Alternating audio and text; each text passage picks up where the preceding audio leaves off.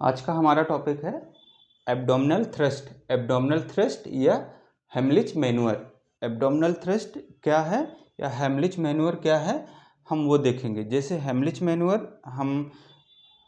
Manure का mainly use कहाँ पे लेते हैं, जब कोई भी पर्सन या चाइल्ड है,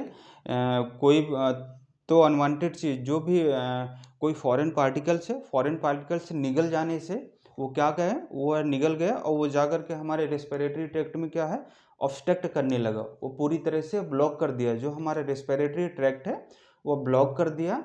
तो उसको हम उन उन केसेस में हम क्या करते हैं, एब्डोमिनल थ्रस्ट का यूज लेते हैं। एब्डोमिनल थ्रस्ट में देखेंगे या हेमलिच मैन्यूअर में use to remove a foreign object lodge in the airway. जो हमारे एयरवे में जा कर के उसको जो एयरवे को हमारे ब्लॉक कर दिया, तो उसको निकालने के लिए, रिमूव करने के लिए हम क्या करते हैं, एब्डोमिनल थ्रस्ट या हेमलिच मैन्यूअर का यूज लेते हैं।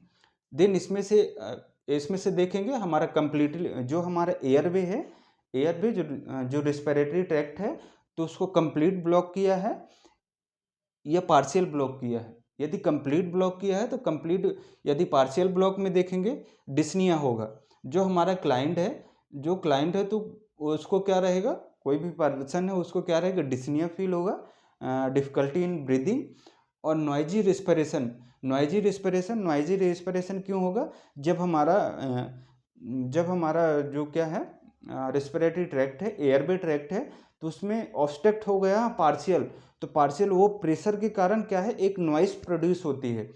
तो उस कारण से क्या होगा, नॉइसी रेस्पिरेशन होगा। स्टर्डर साउंड सुनाई देते हैं जब हमारे अपर रेस्पिरेटरी ट्रैक्ट में क्या होता है, कोई भी ऑब्स्ट्रक्शन हो जाता है तो उसमें स्टर्डर साउंड सुनाई देते हैं। फ्लैशिंग ऑफ फेस में हमारा जो फेस है, जो क्लाइंट का फेस है, जो उस चीज़ से सफ़र कर रहा है, तो उसका फेस है पूरा रेड हो जाएगा। एंड बल्जिंग ऑफ आई पूरी तरह से आई बल्ज हो जाएंगे पूरा। बल्ज मीन्स यानी कि बाहर निकलना, ऐसे लगेगा जैसे बाहर निकल आई हो, तो उसको क्या बोलते हैं, बल्जिंग आई। तो हमारी आई क्या हो जाती हैं, बल्ज हो जाती हैं। कंप्लीट ब्लॉक में क्या होता है, कंप्लीट ब्लॉक में यूनिवर्सल चोकिंग साइन में जो भी क्लाइंट है, पर्सन है, वो पूरी तरह से ऐसे यूनिवर्सल चोकिंग साइन ऐसे पकड़ के अपना इंसर्कल कर लेगा, ऐसे जो नेक है हमारी ऐसे इंसर्कल करेगा, तो उसको क्या बोलते हैं, universal choking sign. Cessation of breathing है उसकी क्या हो जाएगी, ब्रीदिंग पूरी तरह से सेसेशन हो जाएगी, मीन्स यानी कि बंद हो जाएगी, अनकॉन्शियस। और पेशेंट क्या हो जाएगा, अनकॉन्शियस हो जाएगा। जो भी क्लाइंट है वो क्या हो जाएगा, अनकॉन्शियस हो जाएगा। तो हम इसको जो एब्डोमिनल थ्रस्ट है वो कैसे देते हैं वो देखेंगे। जैसे स्टैंड बिहाइंड पर्सन जो भी क्लाइंट है जिसका क्या है, रेस्पिरेटरी ऑब्स्ट्रक्ट हो गया है, तो उसके पीछे जो एब्डोमिनल थ्रस्ट दे रहा है, तो उसको क्या है, उसके पीछे खड़े हो जाना है। उसके पीछे खड़े हो जाकर इन सर्कल वेस्ट के जो वेस्ट एरिया है, ये वेस्ट एरिया है, यहाँ पे क्या करना है, इंसर्कल करना है, दोनों हाथों से ऐसे इंसर्कल करना है। देन क्या करना, अपवर्ड एंड इनवर्ड, जो थ्रस्ट देंगे अपवर्ड देंगे और इनवर्ड देंगे अगेंस्ट द डायफ्राम के अगेंस्ट में अपवर्ड इनवर्ड थ्रस्ट लगाते हैं, प्रेशर लगाते हैं। थ्रस्ट मीन्स प्रेशर लगाएंगे, अपवर्ड एंड इनवर्ड। और क्या करते हैं, रिपीट करना है, 2-3 बार रिपीट करना है एंड चेक करना है उसके माउथ से जो भी फॉरेन पार्टिकल्स था वो बाहर आया या नहीं आया। इन केस यदि प्रेग्नेंट वुमेन है तो उसमें हम एब्डोमिनल थ्रस्ट नहीं देते हैं। एब्डोमिनल थ्रस्ट क्यों नहीं देते, क्योंकि जो भी फीटस है,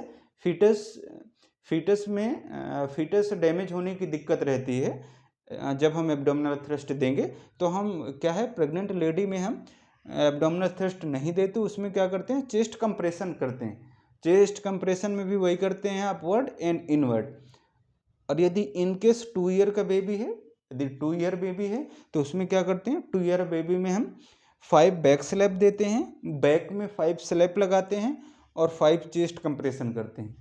तो in case of child below 2 year, क्योंकि बिलो 2 ईयर में हम एब्डोमिनल थ्रस्ट नहीं लगा सकते, तो इसलिए हम 5 back slap and 5 chest compression.